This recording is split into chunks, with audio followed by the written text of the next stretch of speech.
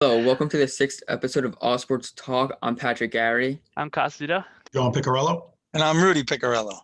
In today's episode, we're going to be talking about Jackie Bradley Jr. going to the Brewers, some NFL cuts, and my two uncles here are going to talk about players that they've coached that made it to the MLB. In today's episode, we're going to be talking about the Padres adding more depth to their team, the NBA All-Star Game, and J.J. Watt signing with the Arizona Cardinals. So Jackie Bradley Jr., he just signed with the Milwaukee Brewers. I think it was a good signing for the Brewers. They have a good outfielder in Jackie Bradley Jr., who has a good glove. His bat's not amazing, but it could help them try and compete with the Cardinals, even though I think they're just going to run away with the division. I mean, yeah, he was one of the better one of the best free agents that's left, really. There's no one really left at this point in free agency. I mean, it's a pretty good pickup. I mean, pretty low risk, I believe. And that's really all there is to it. I'll help them with some depth as Ryan Braun doesn't get any younger, so he'll be able to play probably more than wherever else he wanted to sign. I thought he was going to have a better bat as his career was going along, but he's just not. I don't think he's a major league hitter at this point. Yeah. I mean, I don't know. What'd they sign him for? You have any idea? I think it was a 2-year deal. Right. For how much? You have any idea? Because this is going to crack me up. I mean, I'm sure it's a couple of million. But I was looking over his stats because I remember 24. 2 years, $24 million. So $12 million a year. Yep. Okay. To have a higher strikeout percentage than a batting average. He bats striking out 287, and his overall batting average 239 for his career. But it's not so much, the strike. I really thought, like John said, this is the same Jackie Bradley that won the ALCS MVP, right? Yes. And he won Yep. he won and at that point I said, wow, this guy's got some talent. He's going to help the Red Sox. And, things happen, and I guess he didn't pan out, So the San Diego Padres, there's a tweet saying AJ Preller was not done, and they're excited to see what's going to happen. I saw maybe Christian Yelich and Josh Hader in a trade going to the Padres. What does this mean for the NL Central and the NL West, and just the NL in general? Well, if this is true and they somehow do acquire Hader and Yelich, then they're winning the West, and the NL Central is still terrible. They're still winning the West over the Dodgers. Yeah, if they'd win the West if they got Yelich and Hader, I think. I mean, with Yelich and Hader, they definitely have a great chance of winning it. I still think the Dodgers, they're just the best team in baseball. Even with the Padres getting Yelich and Hader, they're just still going to win the division. If they make the wild card, it's going to be a closer game because Yelich, he's arguably the second best player in baseball behind Trout and Betts, who's on the Dodgers, and Josh Hader, who's one of the best closers in baseball as well. Yeah. Going there. And you have Tatis, you have Machado, Hosmer. You just have a lot of good talent on that team with a solid pitching staff who just got Blake Snell and Yu Darvish. And then the Dodgers, they just got Trevor Bauer. They have Walker Buehler, who have winning the Cy Young. And they have Clayton Kershaw with also a good amount of talent with Corey Seager, Cody Bellinger, Justin Turner, Max Muncy, and just like other guys. Yeah, I mean, either way, the Padres have to get by absolute haul, to get those two players, because they've been rumored a little bit on the trading block. There's a reason why that there's no one talking about it really, because I mean, getting those two players is going to cost you so much that it is it's almost not worth it unless you're looking to win the World Series that exact year. Yeah, the Brewers said they wanted like a top closer and others just for Josh Hader.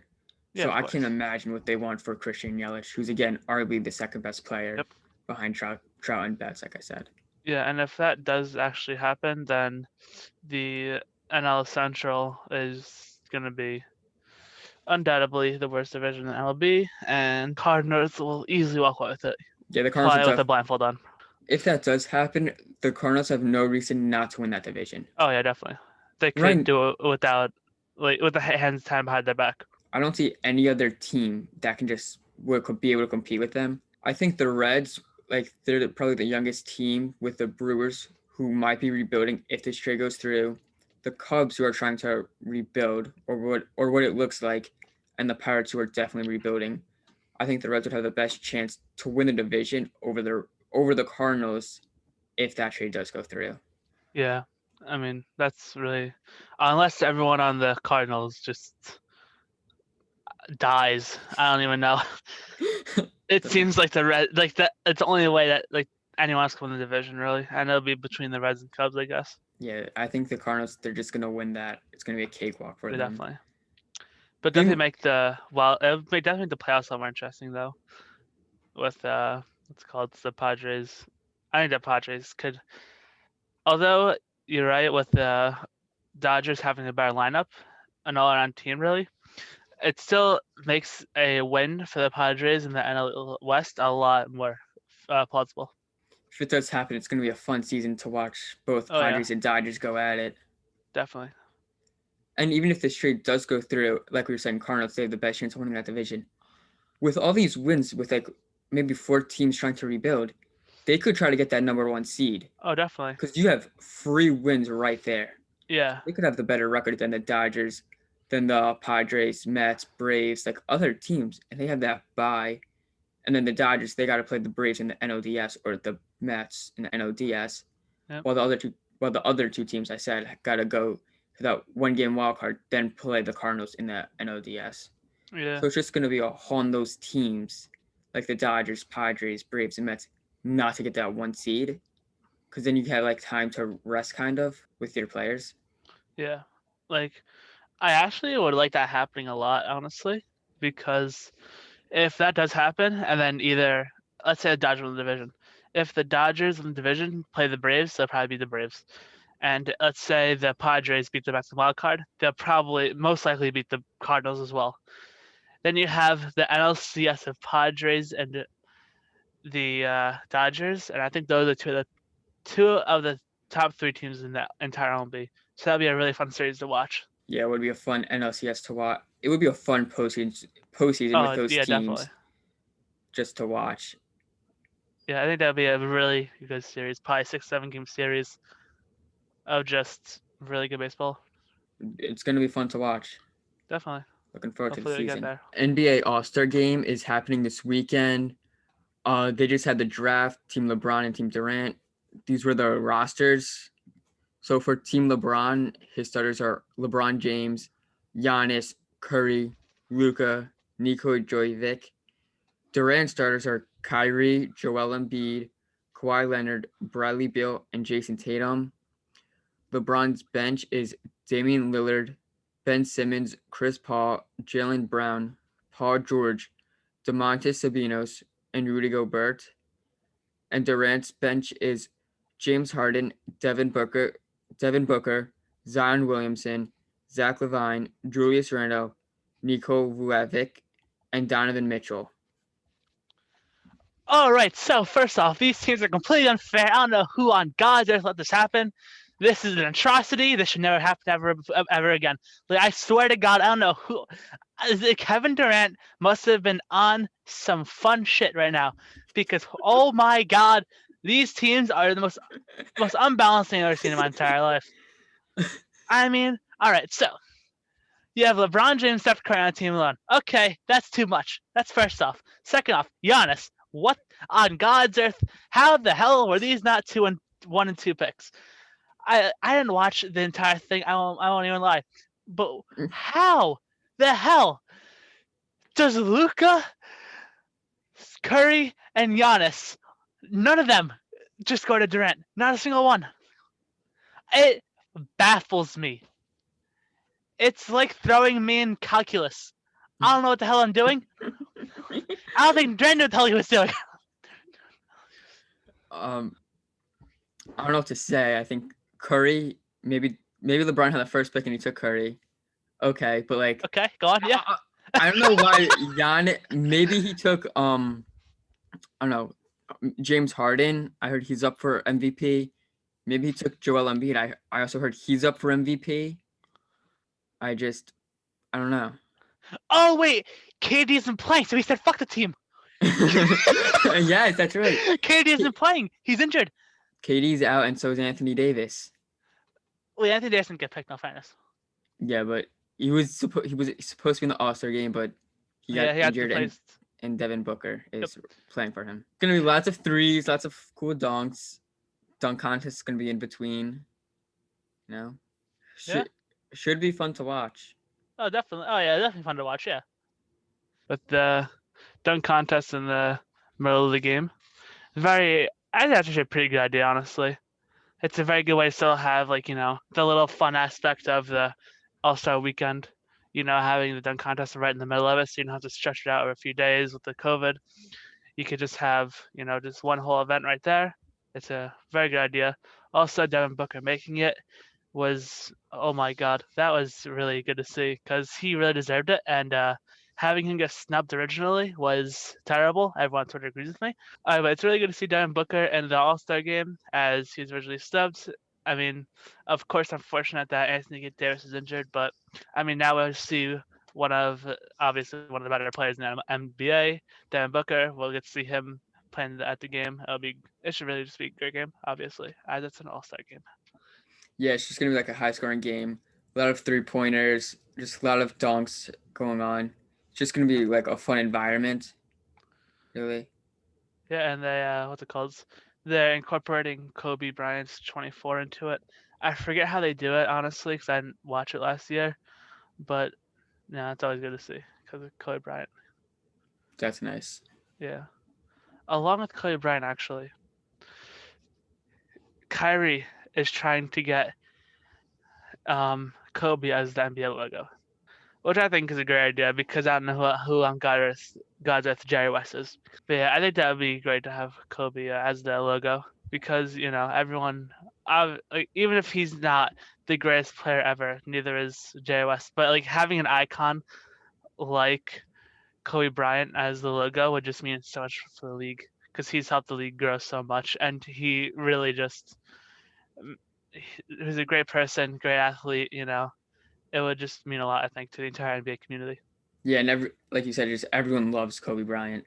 Yeah, no one, although everyone used to make memes about him being no passing, still everyone still loved him. There was no one genuinely hated on Kobe Bryant. Yeah. Unless you were probably a fan of a rival of the Lakers.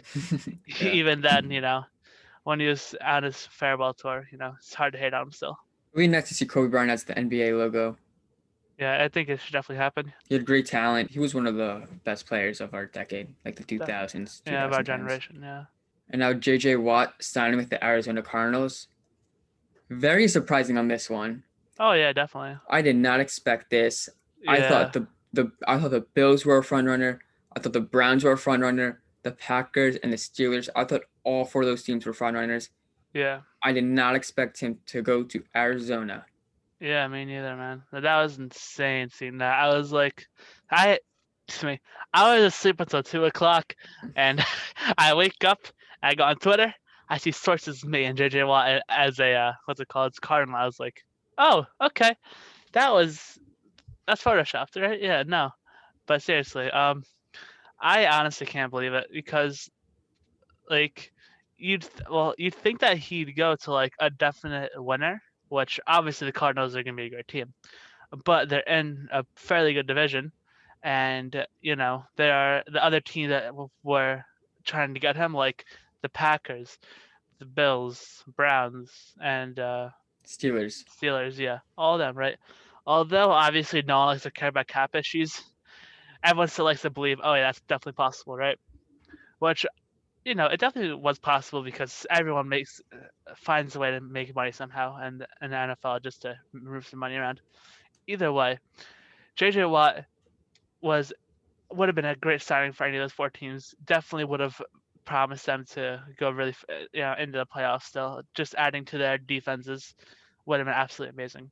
But now that he's on the Cardinals, you have a great defenseman, obviously, and a great leader in that locker room, which I could definitely see him getting honestly to the divisional round, or at least divisional round, because their defense this year wasn't the best, obviously, But now, I mean, with the addition of Watt, I think that they could definitely do some more damage and help their offense out. All they need is Deshaun Watson now. Yeah, of course. Arizona Texans. Yeah. But Kyler Murray is great though. Yeah, Kyler Murray, he's a good quarterback. Oh yeah. But like, it's Deshaun Watson. Yeah, of course. And apparently he wants to sit out this year. Yeah, no If he doesn't wonder. get traded. He's being held hostage. I think he'll get traded on the draft. Yeah. Draft Either night. the day of the draft or like leading up to the draft. Yeah, hopefully. Right. But yeah, either way, JJ Watt to the Cardinals, absolutely huge move. I think they were 9-7 last year, or 9-6-1. They might have a tie. Either way, I think they could definitely be a playoff team, be a very good contender, along with their 16th pick in the draft. So they'll definitely get someone. Well, not definitely. They'll probably get a good player there, along with having Isaiah Simmons hopefully play more this year. That defense is going to be pretty good if they can really just work out how they can play defense to help their offense, because their offense is electric. I think they're going to definitely go. I think they might go cornerback because they're losing Pat Pete. Yep. Help out that secondary, or they might. I feel like their O-line still is their O-line good. Like, it's all right. Yeah. You call him who can escape the pocket though. So. Yeah, they might go O-line depending who's available, but I think they go secondary defense in the draft. Definitely, yeah. All right. And now, speaking of the draft, we're going to do our first mock draft of the channel. Okay.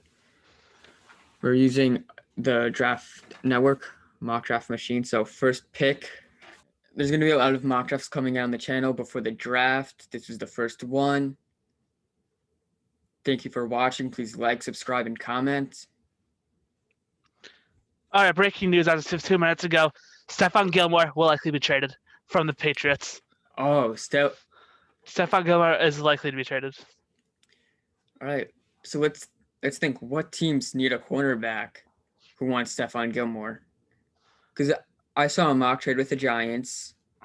It was a little Giants biased here, but the Giants would give up. It was Golden Tate and a second-round pick for Stephon Gilmore. I think that's a steal for the Giants.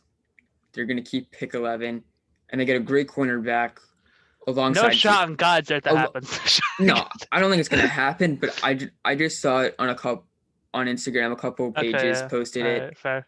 It was Golden Tate, and I think it was a second-round pick. There might have been more to it, but That should be. No, it was Tate and a second-round pick at least for Stephon Gilmore. I think if the Giants get Gilmore and Bradbury, that secondary is looking really good with Jabril, Logan Ryan, Darnay, who had a good rookie season, and Xavier McKinney, who played well when he was on the field. So I'll like to see the Giants get Stephon Gilmore. Obviously, I'm a Giants fan. He's a great cornerback. I think it helps our needs for cornerback too there. Yeah, that'd be great for the Giants, obviously. But are the Cardinals done yet? If the Cardinals go out and try and get Stephon Gilmore, that would be, with Pat Pete leaving and just replacing with Stephon Gilmore, I mean, damn. That would be an amazing, amazing team. That would be an amazing team. Like you said, Pat Pete's leaving.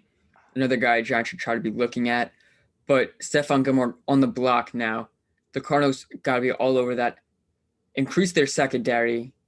I think that team set. They could probably win the division. They're in a very good division with the Rams, 49ers, who are coming back from injury.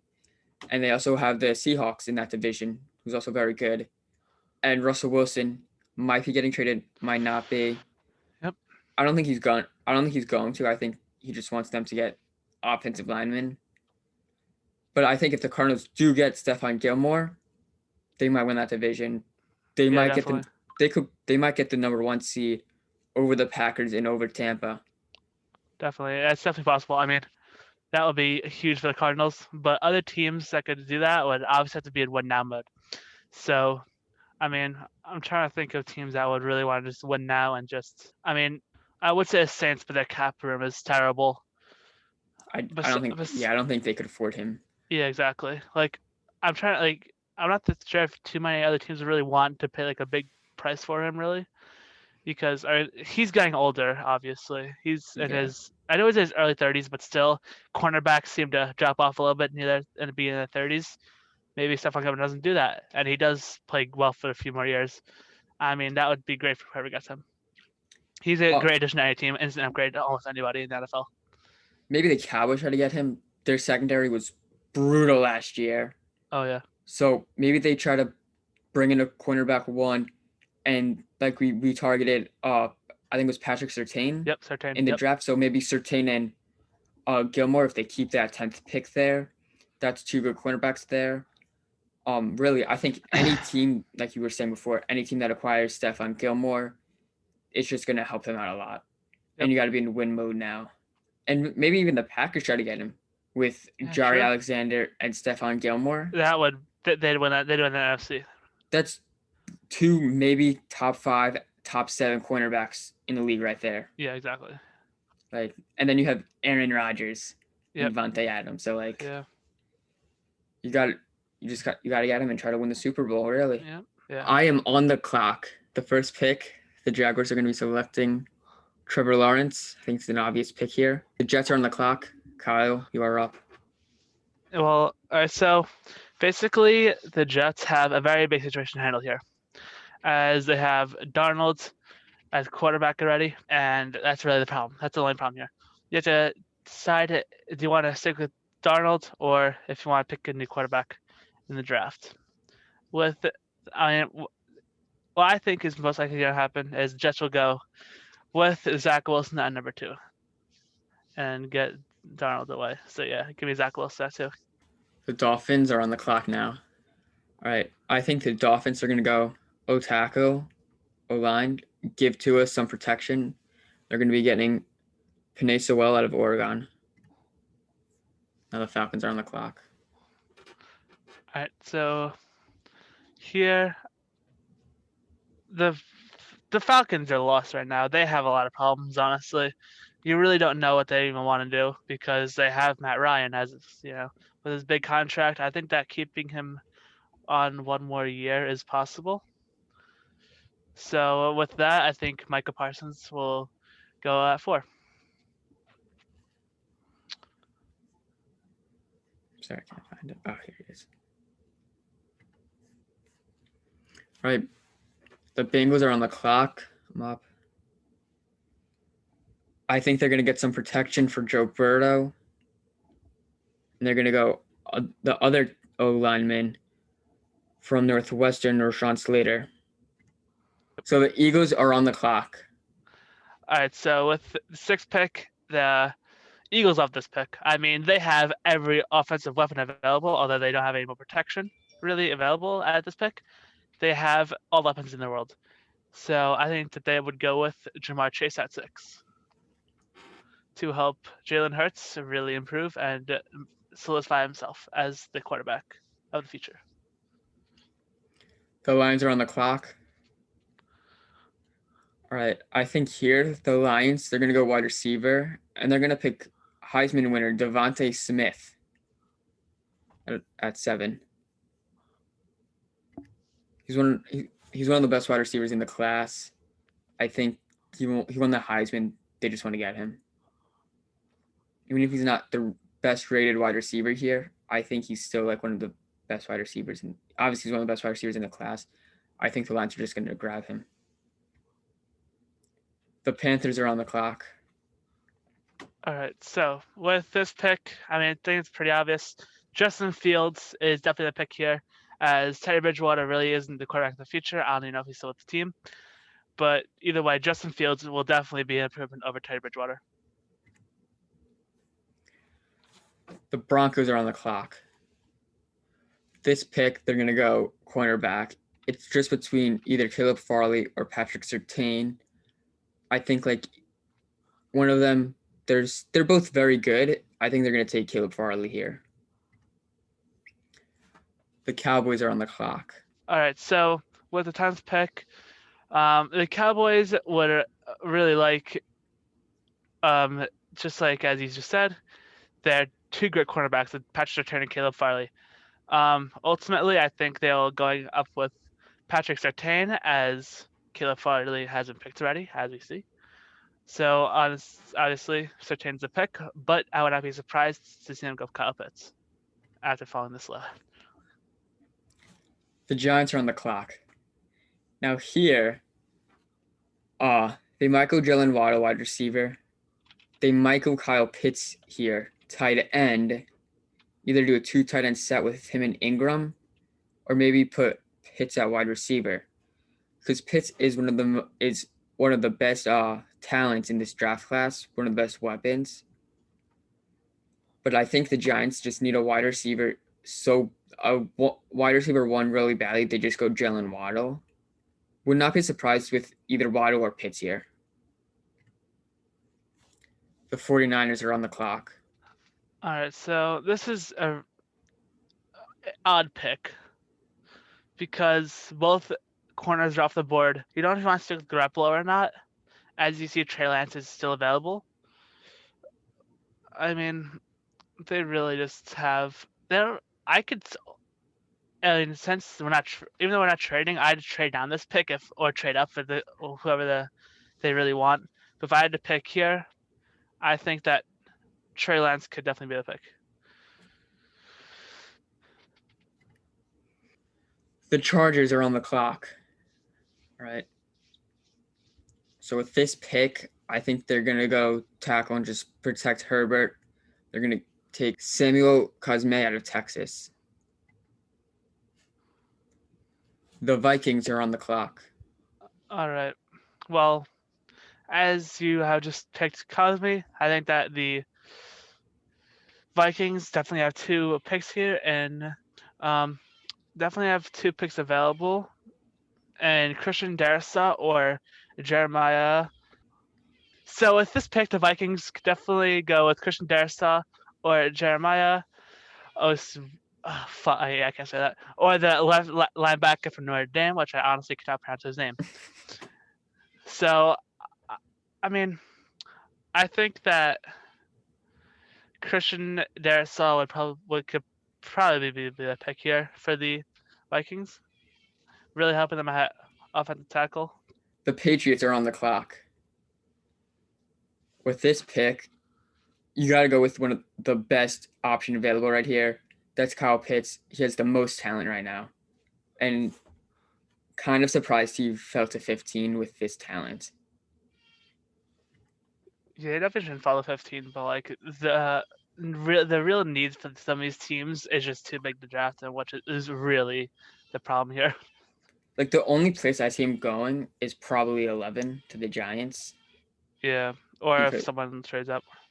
Yeah, if someone trades up. Or if the Jets go without Darnold, then they pick him. If the Jets like Darnold, and then they'll pick Pitts. The Cardinals are on the clock. All right, so with this pick, I mean, hell, although they did just get JJ Watt, I think they still really do need help on that defense. I think that Jeremiah Osuwu, I don't know his last name. I'm gonna again, but yeah, definitely strengthening up that linebacker core with Chandler Jones. I believe he's still there. Would be absolutely huge for them. And they also have Isaiah Simmons there as well. Yeah, of course. Who I think is a linebacker. He also plays safety though. That's the thing. It's so weird. Yeah, I'm not sure if he's linebacker or safety. Yeah, he plays both. So. Right. The Raiders are on the clock. I think the Raiders, they got to go defense here, and I think they're going to pick Kwity Paye, the edge out of Michigan. I think it's a good pick for the Raiders to get him. Help that defense out. The Dolphins are on the clock. All right.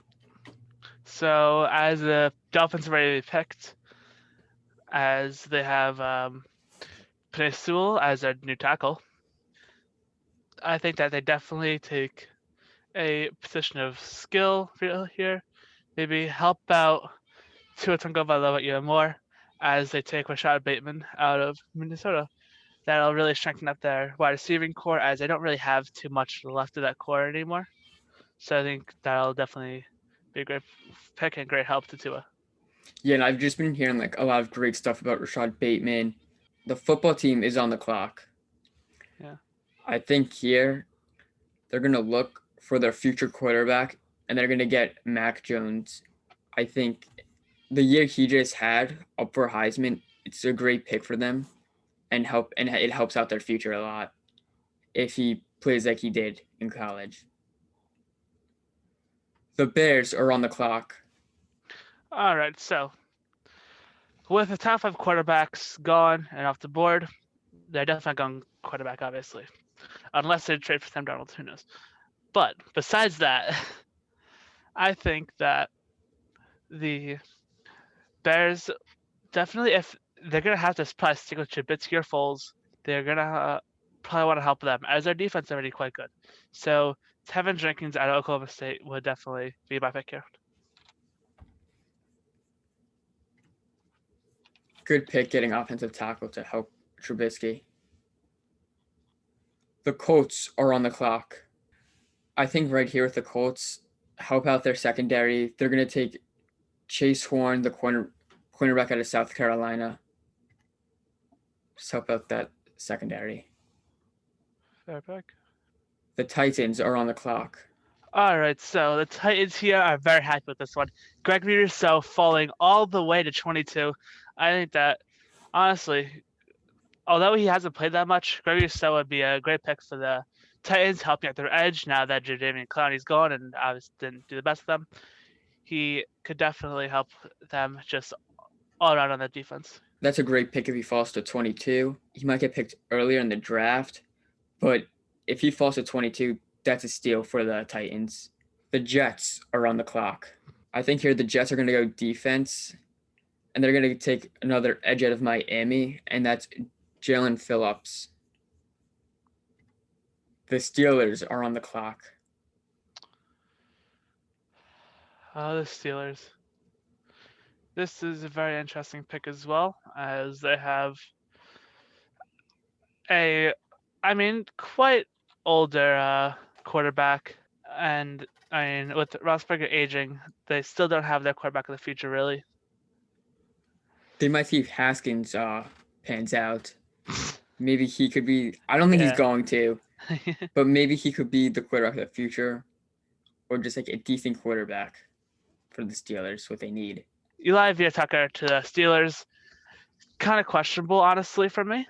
But with their aging offensive line, they're definitely going to need at least someone to even fill some spots if they have to play. And if some people have to play tackle or guard and switch and rotate that, I think that he could definitely help them on the offensive line for the future to help whoever they want to have as QB for the next few years. The Jaguars are on the clock. I think the Jaguars are going to take offensive tackle out of Michigan, Jalen Mayfield. I think they're just going to try to protect Trevor if he's their future quarterback, which everyone thinks he's going to be. Yeah, definitely. All right. The Browns are on the clock.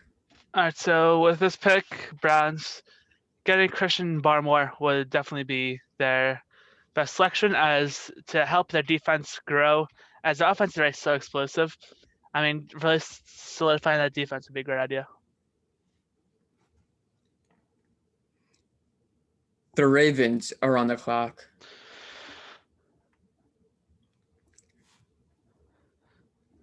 All right, I think with the Ravens pick here, they're going to try to get some other wide receivers with Hollywood being there.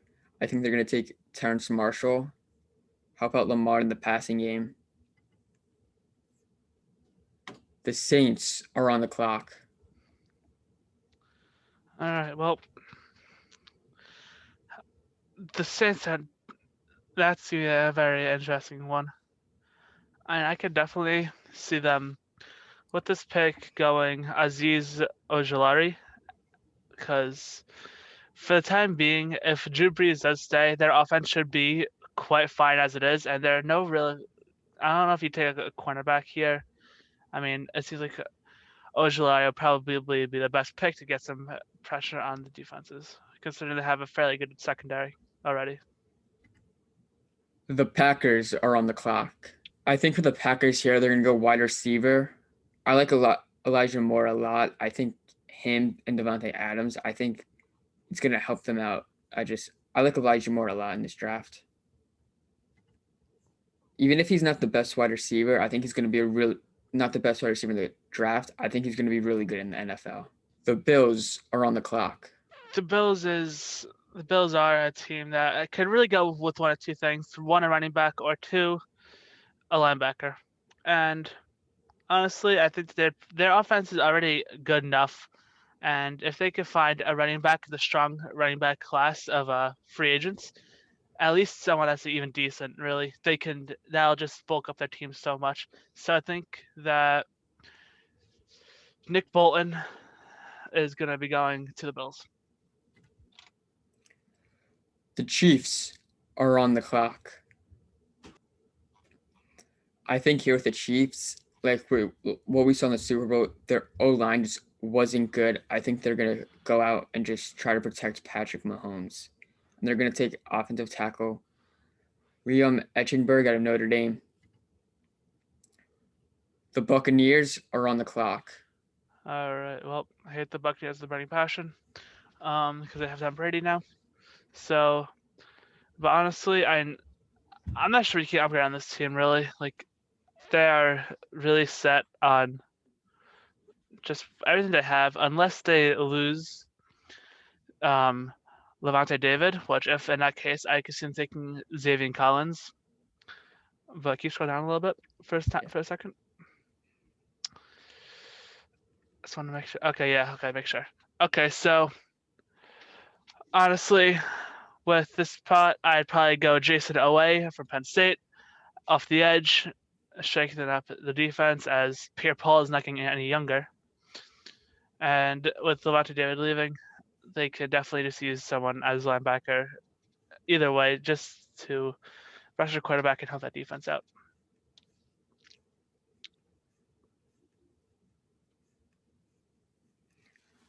All right, this is the end of our first mock draft of the channel.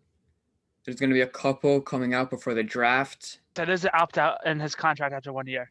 So if they don't come after this year's done, he'll be gone. Mm-hmm. Right. And like you said, he'd be a good fit for the Brewers, in case God forbid Braun and a couple of the other guys, and it's not a bad guy coming off the bench, I guess, and playing a couple of days in a row and then, rotating whatever they're going to do with him, But he's not going to hurt the team, I guess.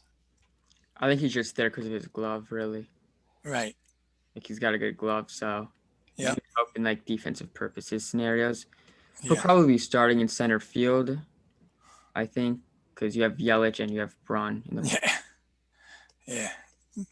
They'll make up the difference for him with his bat, but he'll catch everything in between the two of them. They have Lorenzo Cain as well in center, and Garcia as well, along with Braun and Braun and Yelich. So I guess he's gonna have to come off the bench every game almost. Wow. Yeah. Unless they want to. Well, they'll rotate DH, I guess, maybe, or do they have somebody at DH? Braun will DH 99% of the time, right? Yeah, probably. So the only thing I could see is them having like either, I think Bradley in right field or left field, wherever Yelich isn't, and then they'll have him inside Garcia. So now, Uncle John, what players that you coached made it to the MLB? Well, I coached somebody for 3 years in high school. He was a relief pitcher. He started with the Mariners, and then he went to the Red Sox, and he finished with the Red Sox. Was Anthony Vivaro. He was a pitcher who was in the bullpen. He was a staple with the Brewers for 3 years. I mean, with the Braves for 3 years. And then his career wound down. He was playing. He got traded to the Cubs, and that's the year they won the World Series. But he had gotten hurt and released, and he became a New York City policeman. His career ended. But when you see somebody like that, talent like that, our first impression was we were in the gym, and the kids were thrown off the mound, and then he got up, and me and the head coach were facing one way, and we heard it sounded like dynamite went off inside of the gymnasium. And I remember just turning around and just was in amazement, because when you hear something like this, you're expecting somebody that's like 6'5" throwing the ball. And at that time, he was probably about 5'9", and he had to be throwing the ball in the mid to high 80s. And in the gymnasium, which was Curtis High School in Staten Island, it just sounded like dynamite. And by the next year, I used to catch with him before practices, and me and him would pair off when everybody else was throwing. And I would catch with him, and I remember distinctly being out on the field those first couple of times, and finally turning to him and saying, I said, well, what are you going to throw the ball so hard? You made the team. I was like, well, I don't understand. Why are you throwing the ball so hard?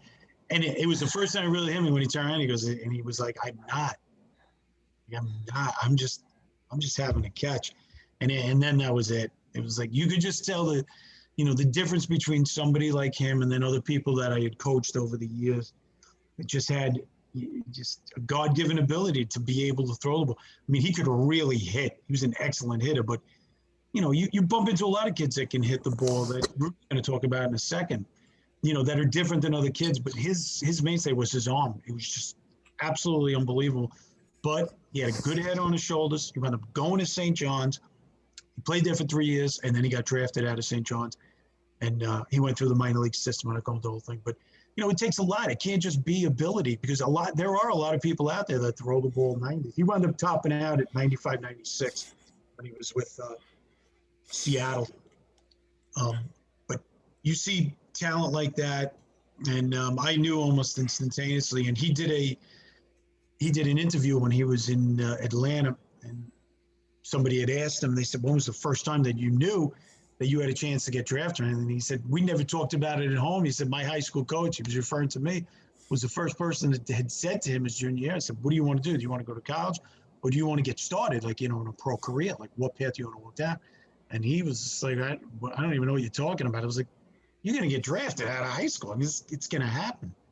And he said that was the first time he had that conversation with him. So this is a kid who didn't even have a big head, and he didn't have a lot of people around him, especially his parents, who were very grounded. They weren't sitting at dinner every night telling him how wonderful he was, and he worked at it. Very good. Yeah, we met him at the Met Braves game. Mm-hmm. Remember that? Yeah. Yeah. By the top. He was Yes. and then I told him to meet us over by the top. He came over, and he said to Patrick was wearing a Met shirt. you were wearing specifically, what's his name's? David Wright. David Wright. And he told Patrick was like glaring out. He was like, he couldn't believe it. He was looking at him on the field. And he said to Pat, he goes, "Hey, take that shirt off." And Pat wanted to take his shirt off. Yeah. It was funny. It was really funny. And then when I was in the 4th, 5th grade, I had to write a letter to him. And Yeah. he got He it. got it. Yeah. That's right. He said, "Hey, your nephew sent me a letter." That's I had sent one to the Atlanta Braves and one to him. And then I think he got both letters, and he called you about it. Yeah, he did. He said, "Hey, your nephew sent me a letter." Yeah. I said, "Did you answer him?" He goes, "No." Right, he never answered you, right? No. Yeah. I don't even know what I put in that letter. I think it was something crazy, though. It was. It probably was something crazy. Hey, remember when you made me take my shirt off at Chase Stadium? That's hilarious. Oh, man. Yeah, well, I had 2 guys that played for me that ended up playing in the major leagues. Not for a long period of time, but guess what? They made it there, And the first guy was Twain Singleton. He played for us at McKee, for me and Mr. Steele. And Dwayne, you just how everybody talks about the 5 tools that everybody has. Dwayne, you could see he had it. He was a tall, lanky kid, real good athlete too. He played basketball at the school also. And I mean, he could run, he could throw, he could hit for average, he could hit for power. Okay. And his glove was just phenomenal, and it was weird because he would run with these short, choppy steps instead of those long strides. But for some reason, he got those legs out there with those short, choppy steps, and he just moved, And I remember specifically, okay, a guy who used to coach me. He was the head scout for the Kansas City Royals at the time, and then later became the head scout for the Florida Marlins when they came into existence. Jimmy Moran. I've spoken to Jimmy. I said, Jim, listen, I know, he's only a sophomore. I said, but this kid, when you're around at games watching, look, other kids now that are seniors and stuff, I said, you got to keep an eye on this kid on my team, because by the senior year, he's going to be something special. And as it turned out, he got drafted in the 5th round by the Tigers. And, he played with Detroit for a while, and it was probably the end of his 3rd year in the minor leagues. He got brought up on the 40-man roster, and he happened to be playing at Yankee Stadium. So that fall, we didn't get a chance to get there, but that fall, because he got called up quick and he happened to be there, and then the next day they were gone, But that fall, he came back to the school, and my brother was talking with him. Why he came down to our football practice that we were having. My brother was talking to him. So he was like, so how was it, playing in the majors, playing at Yankee Stadium, this and that. He goes, it was unbelievable. He goes, I almost got picked off first base, because I got off the base and I turned around. I'm like, oh my God, Don Mattingly is standing right next to me, and then they threw the ball over and he's like, oh, I got to get back to the base, but he, he's like regular kitty. He's in awe, in awe of the guys that he was with at first, but Dwayne, he struggled a little with the bat up there, but defensively he was always fine. And in minors, he hit the ball well, but it just goes to prove, like John was saying, there's tons of people out there. Okay. And, you got to get the opportunity. I played with many guys that I felt should have got drafted, and that's when reality sets into you. When you see certain guys that don't get drafted, you're like, oh my God, I got no chance, but you keep working at it. And that's what he did, but he had the 5 tools that they were looking for. And then a couple of years later, we had kid Brian Esposito, who he was a catcher, and defensively, unbelievable. All right. We actually brought him up to the varsity as a freshman, and we made the kid who was the catcher become the DH, because that's how good he was defensively. Throw everybody out. Phenomenal arm, great release, and he hit the ball well freshman year. Okay. Throughout high school, though, the next 3 years, he hit the ball phenomenal. He was a great high school hitter. Ended up in the end of his junior year? Yeah, but I'm saying the end of his junior year. All right.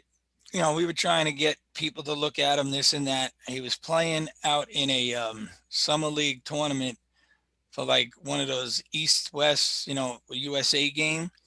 And Mr. Blaylock happened to be there, who I worked with at Lee Mazzilli's camp. And he saw him. And he just happened to have a great tournament. So he asked him where he went to school. We asked him who his coach was. And he happened to tell him it was me. And I was shocked that Mr. Blaylock even remembered me. So he got in touch with my old high school coach and asked if he could give me a call. But he already had his mind made up that he was taking Brian. He just wanted to know about his character. Was he a hard worker? Was he a trouble problem kid? This and that. They do all their homework on this stuff, And, me and Louie, we talked to Mr. Blaylock, and, we told him, he said, nah, man, you're getting an ace kid, and his parents are the same way. They're a little too pushy on him, but you know what? Obviously it paid off, So Brian ends up at the University of Connecticut and has a phenomenal career, and he ends up getting drafted. And he played with the Cardinals, the Astros. He played with a lot of different teams, and he finally got up to the major leagues as a catcher. And he probably played a couple of months, and then he ended up in Boston, and they wanted to turn him into a pitcher. That's how good his arm was, And he gave it a shot, but it was nothing great. And then I want to say it was the Cubs needed a catcher, so they took him for a couple of months as a backup after he got released from Boston. And then after that, that was it. He, it was pretty much all over. He was getting, up there in age. And at 30 years old, unfortunately, as a professional athlete, your career is going to come to an end, which sounds crazy. So they knew he was a catcher. Most catchers understand the game well. And now he's the AAA manager for the Pittsburgh Pirates. and he went through their organization as a manager at a couple different levels. But for the last 2 years, he's been the manager of the Pittsburgh Pirates, and every level that he went, his team has made the playoffs, and even one year they won the whole thing. So. And you got a chance to see him last year, correct? Yeah, I happened to be. I didn't realize he was, moved up to the next level of the organization. I happened to be at a game, and they were playing against the Pirates or whatever, and I was standing up by the bathrooms because Aunt Lenny, she was going in the bathroom, and I'm looking at this guy and this lady, and I'm like, I know them. And sure enough, it was, Mr. and Mrs. Esposito. And I was like, oh, what are you on vacation? She said, no, Brian is coaching, the Pirates team. So I was like, no way. So I went down and I happened to see him, but he's doing well. And there's a kid who my kids played with. He's playing for Brian right now, Shea Spitzbart. I don't know. I think we talked about him the other day. But he's playing for Brian in Pittsburgh's organization. NFL teams have just released some players. Here are some of the big names that were released. From the Panthers, their safety Trey Boston got released. From the Eagles, wide receiver Desean Jackson. Ooh. Also from the Eagles, wide receiver Alshon Jeffrey. From the Raiders, Terrell Williams. From the Vikings, Kyle Rudolph got released. Wow. From the Saints, Jared Cook got released. From the Washington football team, Thomas Davis got released. And from the Giants, Golden Tate got released. All right. Wow. So these are all literally just cap casualties. The team's saving a bunch of money by doing all this. I mean, some of these players definitely be key free agents now. People, especially I think Kyle Rudolph is going to be a big one. He could be a good tight end for almost any team he goes for. Some surprising names definitely on here, though. Yeah, Well, Kyle Rudolph, how old is he? I think If he's old. he's not too old yet. Yeah, I didn't think so. He's been in the league 10 years. And yeah, makes him like So, 31, 32. And like I roughly. said, the scary part as a pro athlete, in the early 30s, your career starts to go on a decline. But I thought he was still productive and good, to be honest with you. Oh, definitely, yeah. Yeah, I think it's kind of just his age. Like some teams maybe don't want to get him. Maybe they could get like a tight end in the draft, like Kyle Pitts or Pat Fryermouth. Right. Or maybe try to like trade for a younger tight end and then try to get him. But yeah, I was kind of surprised to see him getting cut. Right. I thought he was. I think that was the most surprising one. Yeah. Again, like with some of the other players, I'm not surprised. It's just with the cap. Save money, get some top free agents, or try to re-sign some free agents that are going to be leaving your team soon. Yeah. Well, this is why you need a general manager who's an accountant and everything that goes with it. I mean, it's really important. Teams make the playoffs because of the whole money Excuse me. of football. I mean, it's really about what general manager can you get in the people around him that know everything about money, about how to put this together. Because you're talking about a guy like Rudolph, Desean Jackson. That's players. Desean Jackson. They're players. And they're casualties of, as we know, money. Yeah, but Desean Jackson, he's getting up there in age. I think he played only a couple of games last year. He had, I think, a couple touchdowns. But when he was on the field, he was good, but he was just injured and he's getting up there in age. I don't know if a lot of teams are going to go after him. That was the thing. If he's not going to be on the field. Mm-hmm. That was the thing I was going to say. A guy's injury prone, okay? And like B said, you need a guy who could foresee those things, be an accountant, be this. And if a guy is getting up in age and now little bumps and bruises, whereas when he was 23, 24 years old, he was hungry and fiery. He played through that. Now, you know what I mean? He don't recuperate as quick, So if the guy's been hurt, you don't want to take a chance with a guy like that. And they find all that stuff out. I'm with you, Pat, on that one. Who else we got on that list? I also, this wasn't really announced, but Thomas Morstead, the punter of the Saints, he was released as well because of this. Although he is a punter, he is one of the better punters in the NFL, which was very surprising to see him go, along with Desmond Trufant of the Lions. He also was released with those two, as well as everyone else. Thomas Morstead was really surprising to see cut. and he's been with the Saints forever.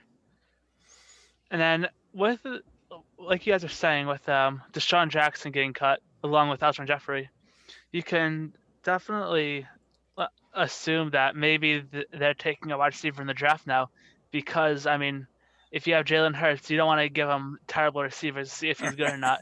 You're gonna have to give him somebody. Right. And with that 6th pick, I think they'll definitely go after a wide receiver now. It seems like they're committed to Jalen Hurts for at least Sounds this year. good. Yeah. But I was so impressed with Jeffrey when he was in college. I mean, I just could not believe. I was like, this guy's going to be a standard All-Pro when he gets to the NFL. I mean, it's just amazing, and he still has a tremendous amount of talent. You know. Oh And yeah. everything is money. Everything's money. Yep. Although he's made some key drops in bad times, I mean, he's still overall he's definitely been on the. He definitely hasn't been like a bad receiver at all. But cap casualties, as we know it.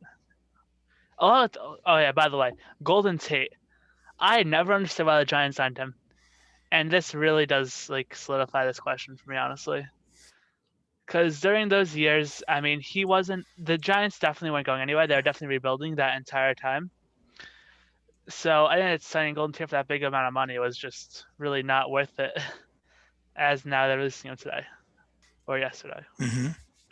Yeah, Tate getting released. When we signed him, we needed a wide receiver. We thought he could do something. He made a couple good good catches with us, and yeah. I guess. Yeah, I just don't think it was a good signing, in all fairness, but because it was a lot of money. That's the problem with me. I think it's a lot of money for that signing. Yeah.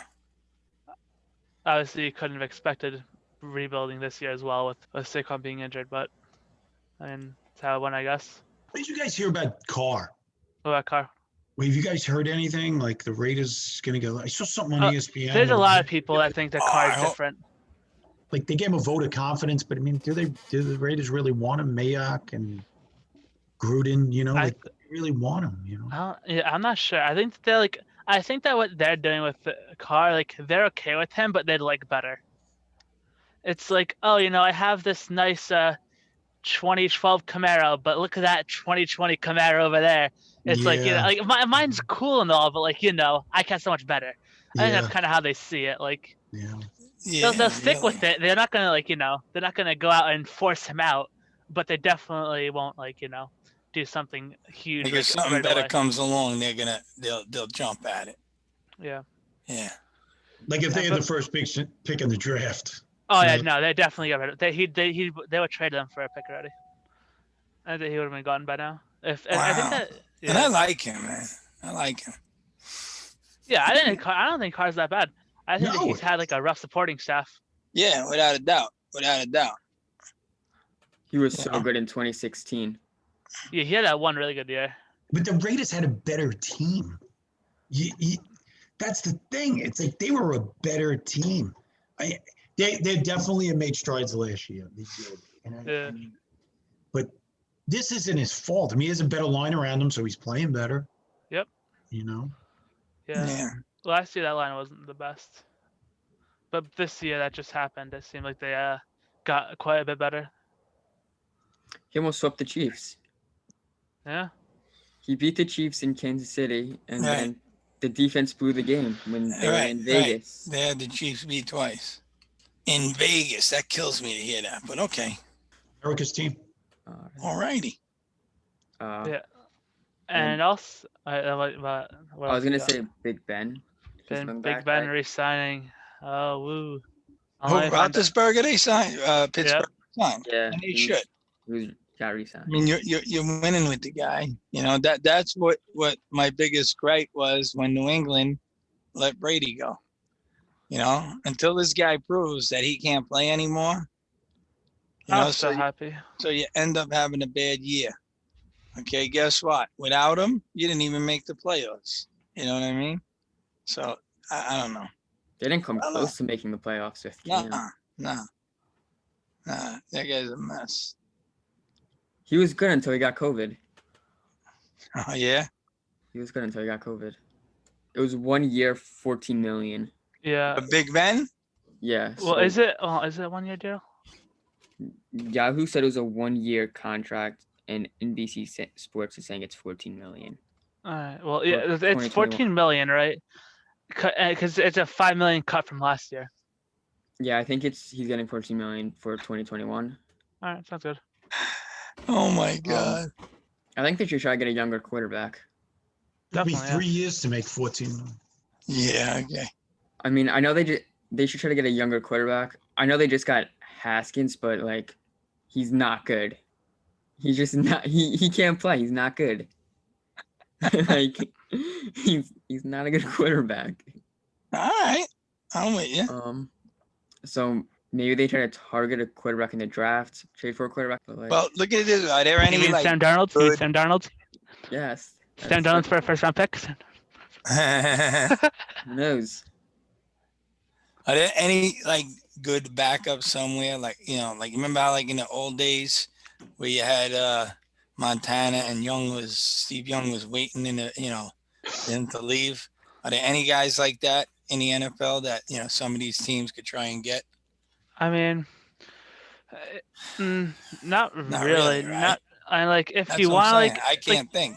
yeah, like the best backups that I could even think of available would be Gardner Minshew because he's definitely out of town. And Mariota. if you want to even give Josh Rosen another chance, you can do that because in my opinion, Josh Rosen hasn't had a fair chance in the NFL. He's gotten absolutely screwed out of his job, like at least 2 times. Okay. And I mean, that's about it. I think Mhm. that Darnold will be gone, so if you want to go after him, you Maybe can try. maybe Marcus Mariota as well. Yeah, Mariota, There's a good one. Bridgewater, maybe. That's who the Raiders have, Mariota. Yeah. Yep. The Bridgewater. Raiders got Mariota? Yeah, he's a Yeah, backup. he's backup. Wow, that's surprising. I didn't know that. See that? Along with Mariota, Winston, Uh-huh. Jameis Winston. I think Yeah. Winston could start for a couple teams. Well, wasn't he the starter with the Washington Redskins at the time? Now they're the Washington football team, right? Winston was the quarterback for them, right? No, he was on Buccaneers. He was on Tampa. Like yeah, I said, Buccaneers. he was the quarterback for Tampa Bay. And Nailed it. okay. Yep. Yeah, because I remember, it was one of them reddish colors. teams. Okay. All right. Now, who was the quarterback before? Because Smith started quarterbacking again this year for Washington, right? Yeah. Who was the quarterback before that? Because that guy did a pretty good job, didn't he? Didn't he get hurt, and that's why Smith was back? Oh yeah, it was Kyle Who? Kyle Allen. Allen. Yeah. But he did a pretty good job with them, right? Why he was there or no? I don't know. I forget. I'm not too sure. He was, I know Well, that if you forgot and I'm not too sure, then he probably didn't do a good job. yeah, 'cause he did go with he started with the Panthers, did really good, and then he just didn't do anything after that. I think. Okay. Yeah. Because I was thinking that might be a guy, if he got hurt. Yeah. And Oh no, Smith- he could definitely be a target. Yeah. But he was better than That's- Haskins. that's Ron Rivera's guy though. Ron Rivera got him. He was the quarterback that chose him in Carolina. Then he brought him over with him to Washington. So I I feel like gotcha. Ron Rivera wouldn't want to get rid of him. Okay. But for the right price, I don't think I don't know if he's Right. that attached. Yeah. Yeah. All right. I saw Washington. They got rid of Alex Smith, and the Giants might be looking to get him as a backup for Daniel Wait. Jones. The Redskins got to get rid of the guy I was just talking about that came back. Yeah. Yeah, Alex Smith. They got rid of Alex Smith. Man, they talking all this nice stuff about, and then they get rid of him. Yeah. But who? I don't think there are too many backup. If you want Tyrod Taylor as well from the Chargers, he's a not bad backup. Right. Yeah. Besides that, I mean, What happened to Tyrod Taylor? Like he started this lung- season, then he had like a weird injury. so basically, he was getting something injected into one of his bones, I think, right? The doctor missed and punctured his lung. Oh yeah, Oh, wow. that was odd. And then Wow. then Justin Herbert came in, almost beat the Chiefs in his first ever start, and then that was history. The rest is history. Yeah, You know, it's funny about the NFL, like about 30, 40 years ago, there was a window, right, of like your players could play 6, 7 years. That is gone.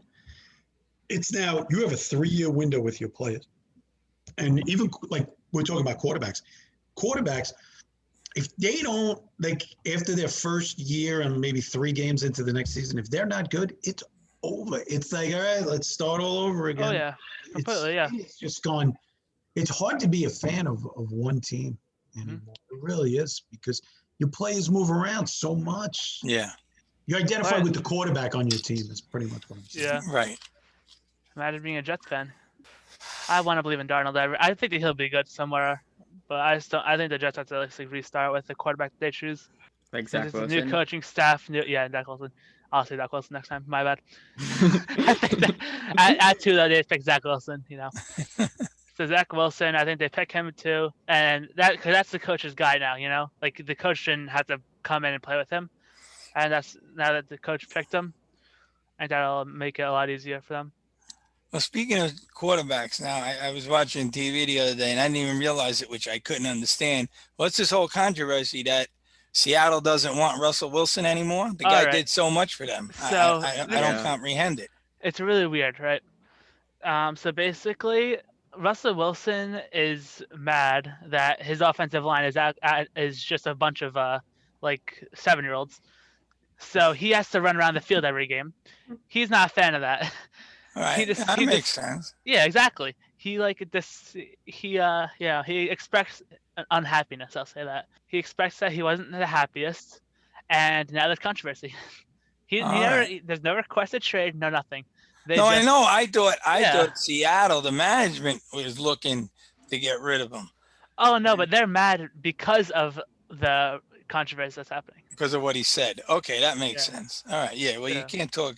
I mean, I don't know if that's a good idea to talk bad about your offensive line when you didn't talk to management about trading for other players, because now he thought he was running around. Now wait till he gets out there the first couple of snaps of exhibition season. Yeah, I don't think that he said it necessarily though. I think that I might have been wrong. I think that someone in his team said it. Mm-hmm. Someone like the Russell Wilson team, like someone around close to him, said that, and like he didn't want to be public, I'm assuming, but like someone was just like, "Hey, media." Hey, media, give me some dollars. I'll tell you what Russell said last night while he was drinking. Yeah, I got you. Something like that. Yeah. But yeah, either way, Russell Wilson isn't the happiest with the offensive line, and the media found out about it. I got you. I got a really dad joke. Go for it. Let's hear it. Okay. So a grasshopper walks into a bar, and the bartender says to the grasshopper, he goes, "Hey, we got a drink named after you." And the grasshopper goes, "You got a drink named Steve?"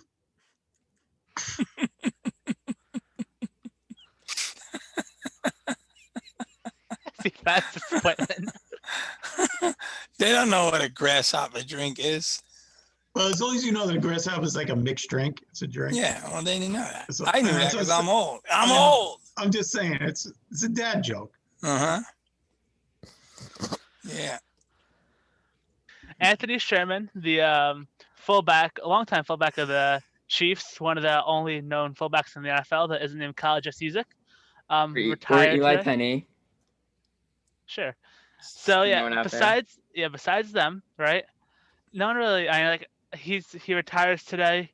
He was actually one of the better known fullbacks, as I just said. It's a fair loss to their offense. He's one of the only players that started off with Andy Reid, so there's only 2 left now, with Travis Kelce and Eric Fisher being only 2 left of Andy Reid's era. Start at least. So yeah, from that, and then along with that, I believe Thomas Davis Sr. I think he's retiring. Yeah, Thomas Davis. He's signing a 1-day contract with the Panthers. That's the University football team. He's signing a 1-day contract with the Panthers, and he is retiring. Wow. Yeah, he was one of the better middle linebackers in the NFL for a good amount of time now. Yes. But good. I enjoy it when they come back and sign 1-day contracts with the team. I think it looks good. It's like a little happy ever after. Even if you lost in the playoffs in the wild card round. To Tom Brady. Yep. Even though they shouldn't have lost that game. No, Taylor Heineke played good. They took a guy out of nowhere and just almost beat Tom Brady. I would have loved that so much. Oh, the Tom Brady slender. The Tom Brady slender would have been phenomenal. Something Patrick Mahomes can't do. Almost beat Tom Brady in He the beat him playoffs. in the AFC Championships. Wait, no, wait, was that 2 years? Wait, did he? No, he didn't. Shit, I'm wrong. I don't think he beat him in the playoffs. No, he didn't beat him in the playoffs. Yeah, he beat him in the regular season though. Tom Baby. I hate Tom Brady. Fancy pants Tom Brady, whatever I Mhm. call him. Whatever. Greg Olson is also signing a one-day contract with the Panthers to retire with him as well. Greg Olson's So- retiring. Wow. Yeah, Greg Olson. Yep. What team is he on? What team is he leaving? Seahawks. Seahawks. Yep. He's one of the better tight ends. Yeah, definitely for a long. He was definitely really good for a long time. Thank you for watching. Please like, subscribe, and comment.